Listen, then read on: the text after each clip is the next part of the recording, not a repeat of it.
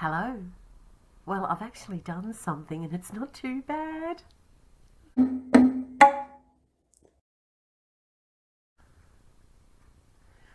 So, yesterday I did my first layout and I'll show you.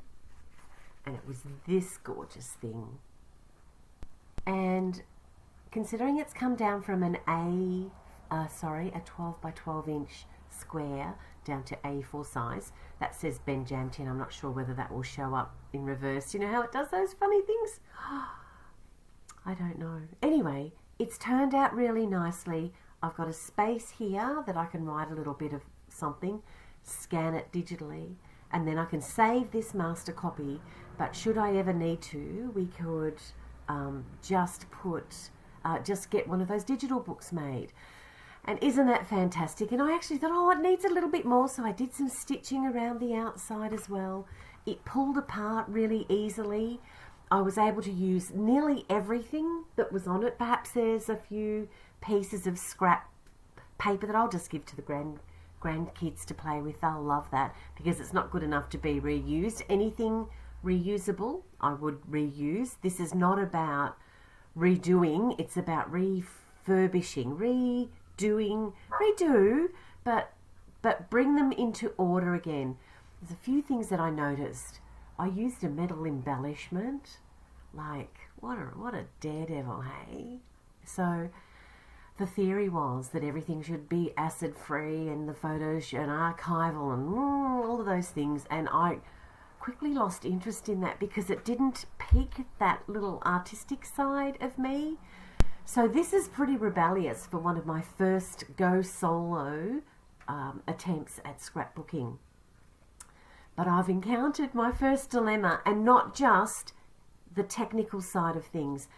That has been my focus all the way through till now, is all the tech stuff, and to make sure I could do something that was, well, at least bearable. There's nothing worse than watching something that goes for a long time. You really want to see the content, but unfortunately it's filmed really badly, and boy, am I going to have the best blooper reel. My first one was upside down. Oh my goodness. Anyway, I've got a lot of it sorted out, and my son Ben, who is now a fully grown adult man with children of his own, has announced that, oh, did you know I've got a GoPro, Mum? You could borrow that. Well, that's going to be fantastic. And to work out so that I can have two camera angles and get a bit of B-roll or outside footage that I can then use for other things, because that's the trick, to only film once but be able to make a lot of content for all of the different social medias and such. So yes, my other son Alex came through and said, well, I've actually got a boom that I can lend you, Mum, which would be big enough to hold all of the stuff I need and have it sturdy enough that phones and cameras are not going to fall down and get broken. So that was all of the technical side that I've been madly trying to sort out behind the scenes, but it was really an eye-opener yesterday when I actually started to film and realised I didn't have all my bits around me. I couldn't instantly reach for the scissors I like to work with, or the tape, or, oh my goodness. So I managed to get it done with some pausing. I worked out how to, I was filming on my camera, I worked out how to pause. No, first I worked out how to mirror my phone onto my Windows laptop, my Windows computer, and onto Windows on my computer. Sorry, I'm trying to think so quickly, and anyway, just bear with me. So I worked out how to mirror my phone, which meant that my mouse worked, and I could have my mouse beside me, look over and make sure that everything was in frame, which it wasn't. Make sure that everything was in frame, and pause and restart without having to stop and start the whole time and end up with a whole lot of film that I then have to keep in order in my files. See, it's all this stuff behind the scenes that you have to think about. But that's not the problem I'm talking about today. My problem is that is a relatively simple layout, and it reduced really easily into A4 size.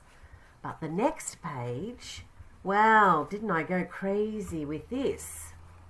The next page has some beautiful ephemera. I've got the card that was on the bottom of, on the foot of his little bassinet.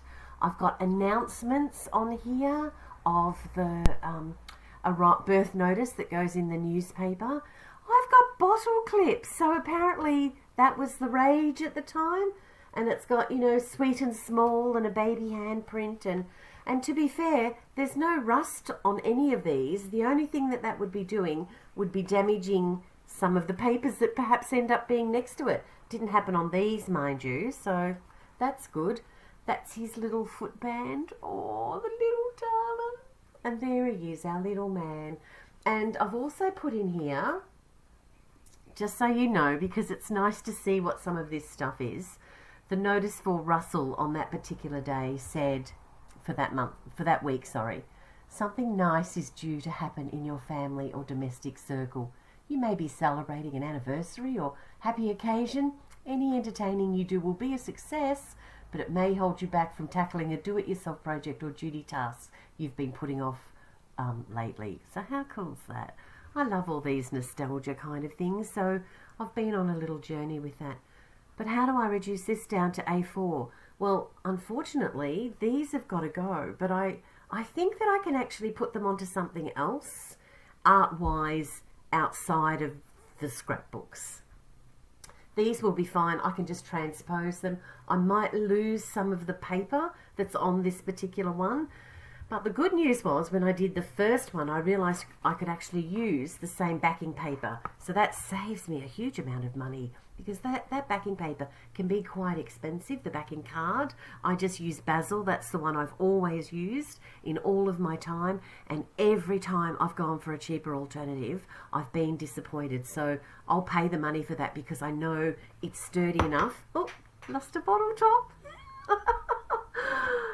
I know that it's sturdy enough to last the distance. So my challenge is, I'm going to do this one, and I won't film this one. I'm going to, in the process of doing it, gather all my things to make that little scrapbooking station work in my little makeshift studio that happens just there. So you can see behind me all of my art shelves. I'll do a little pan around, because this is our little studio, as you know. The bathroom's through there, over there. And in this cupboard is all of my scrapbooking albums, and the little kitchenette is where I've got all of my scrapbooking and art supplies. Over this side, in that particular spot there, I have shelves, and they are all full of a little bit of bookbinding stuff down the bottom, but the rest of it is sewing, patchwork, knitting, all those kind of handicrafts that I've had to cull and cull and cull to the point where I just dug my heels in and said, no more, please. I need all this stuff. This is not junk. Because these things are more than just the things that you gather to do your craft. They are the things that you can reach for in a moment where you want to make something really special, where you have an idea to add to an item of clothing, or do some embroidery on a singlet for a new baby, or all of those things are essential. I need to have them. The rest of this stuff up here are art supplies, and I do all of those things. A little sideline is I've been doing some abstract classes and bits and pieces in art, and just I've always loved that. So that's a sideline, and one day I might show you some of my things that I'm doing, but I'm an absolute novice at most of these things, but particularly at the art side of things. And also I do a little bit of writing. This is my journal at the moment. I have it in a folder that I've made. I've actually not got everything assembled in it, so it looks a bit dodgy. It has a little bit of a wrap around. This is my, I don't know whether I'd actually grab this first and then wake Russell up if there was a fire. That's how important this is.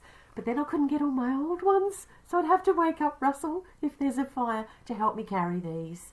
And he'd be going for something else that's important to him.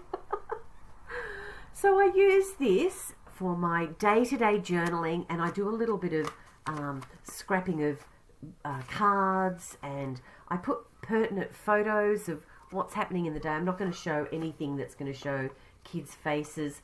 And then the second book back here, this is my, this is where I write my ideas and starts for stories.